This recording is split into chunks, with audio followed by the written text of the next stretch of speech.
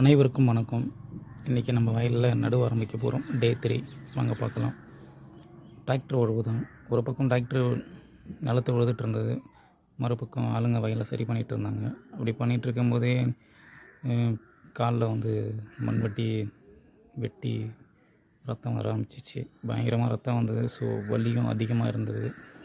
இருந்தாலும் வேறு வழி இல்லை, வயலில் இறங்கி வேலை செய்யணுங்கிற ஒரு தலைவிதி.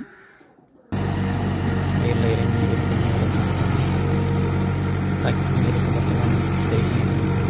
முடிஞ்சளவு பெருசாக இருக்கிற பள்ளத்தை எல்லாமே வயலை வச்சு டிராக்டரை வச்சு சரி பண்ணிகிட்டு இருந்தோம். ஸோ சும்மா சொல்லக்கூடாதுங்க, வண்டி மட்டும் வைரம் கிடையாது, டிரைவரும் வைரம் தான். நம்ம எப்படி கேட்டோமோ அந்தளவுக்கு தெளிவாக நல்லா நீட்டாக மண்ணை நிறைவு கொடுத்துட்டாங்க. ஸோ டிரைவருக்கு மிகப்பெரிய நன்றி. கேஜ் வீல் போட்டு தான் வண்டியை உள்ளே இறக்கணும்.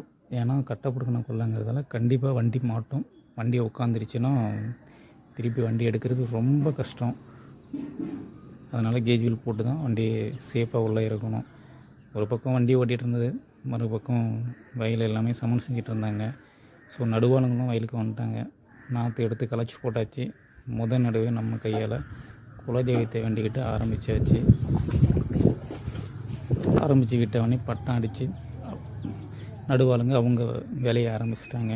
ஸோ பட்டம் அடித்து அவங்களும் நட ஆரம்பிச்சிட்டாங்க. டிராக்டரும் ஒரு பக்கம் எடுத்துகிட்டு இருந்தது. டிராக்டருக்கு ஈக்குவலாக அவங்களும் உட்காராமல் இருக்கிறதுக்கு சுறுசுறுப்பாகவும் விறுவிறுப்பாகவும் சரசரம் நட்டுக்கிட்டே வந்தாங்க. ஸோ முடிஞ்ச அளவுமே நம்முடைய வயலுடைய நடுவு ஒரு 12 மணிக்குள்ளே சீக்கிரமே முடிஞ்சிருச்சு. நீங்கள் பாருங்கள் எவ்வளோ அருமையாக நட்டுருக்கு அப்படின்னு சொல்லிட்டு. அப்படியே இது வரைக்கும் பார்த்தவங்க எல்லாருக்குமே ரொம்ப நன்றி. நாங்களும் வீட்டுக்கு போயிட்டு வரோம். அடுத்த வீடியோவில் பார்க்கலாம். தேங்க்ஸ் ஃபார் வாட்சிங். நன்றி, வணக்கம்.